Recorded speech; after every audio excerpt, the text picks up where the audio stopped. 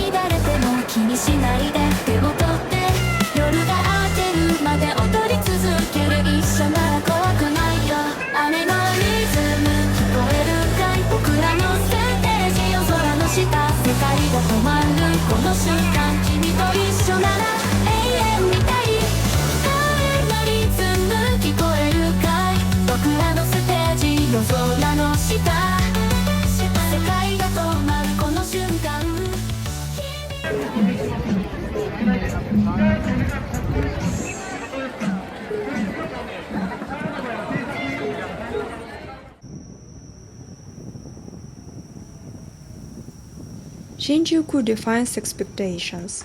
One moment you're in a village-style pub, the next amidst a youth subculture unlike any other.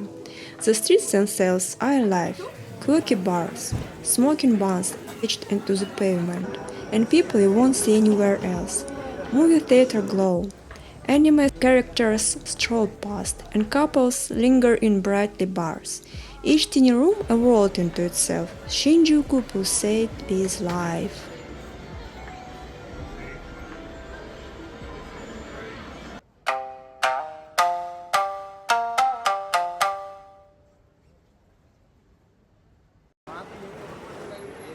This narrow street is full of atmospheric cafes with local food and stylish photo locations.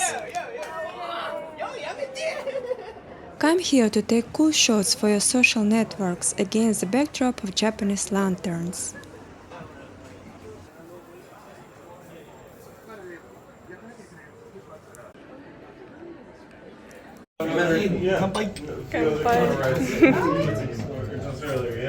I have been to Kabuki sushi twice. This is probably one of the best sushi places on the whole trip. It is like an oasis in the middle of the noisy house on the street and a corner for a chic respite. I was lucky to meet an expert in this restaurant who has lived here for more than 10 years and his Japanese friend. They said that I was lucky to have found this place. It is really worth visiting even for their local taste. Medium fatty tuna, vinegar no mackerel, yellow jack, shrimp, and salad. Enjoy. Thank you very much.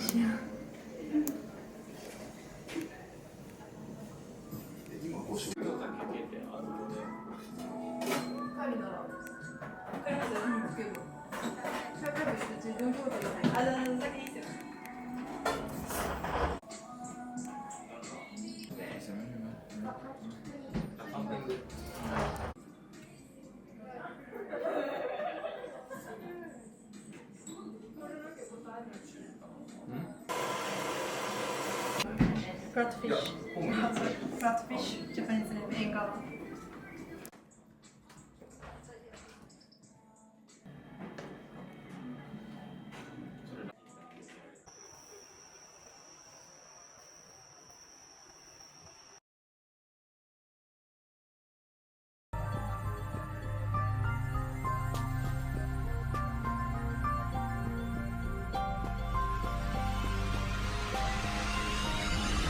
Spark, tell me, how did you end up in this ocean? I lived in a beautiful lagoon.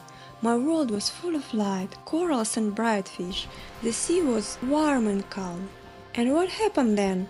Suddenly, a terrible storm broke out. The waves were huge like mountains, and I got caught in a whirlpool. Were you scared? Very scared. I was spinning in the sitting water, not knowing what would happen next. And what happened then? Then the storm ended, and I found myself in open ocean.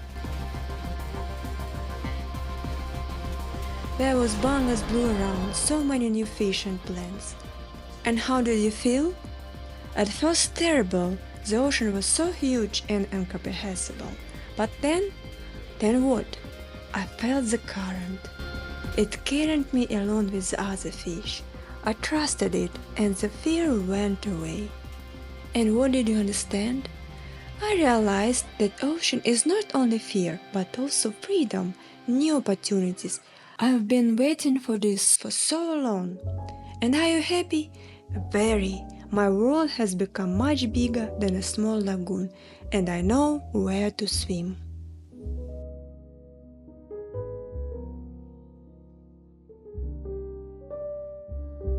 When I arrived in Tokyo alone, I was initially very confused. Long flight, jet lag, and problems with taxis confused me. The different mentality of the Japanese wasn't clear to me at first. It is completely different.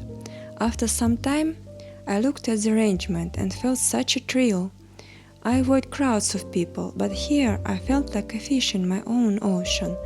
Such a respectful attitude at some comfortable distance expressed in the attention and acceptance of the people around me.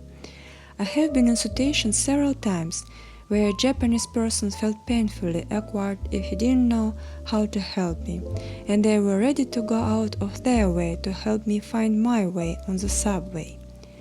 I'm surprised by the energy of elder taxi drivers and their complete dedication to the process that the Japanese person is currently doing. Whatever it was, sweeping the sidewalk in white gloves, selling coffee, or street artist performance, or just chilling by the river, all of this was filled with a certain basic level of understanding and outlook on life that was unfamiliar to me. But day after day, through personal experience, I began to understand both wabi-sabi, mono-no-wari, Ikigai, and other Japanese philosophies. I'll talk about this a little later in my other videos.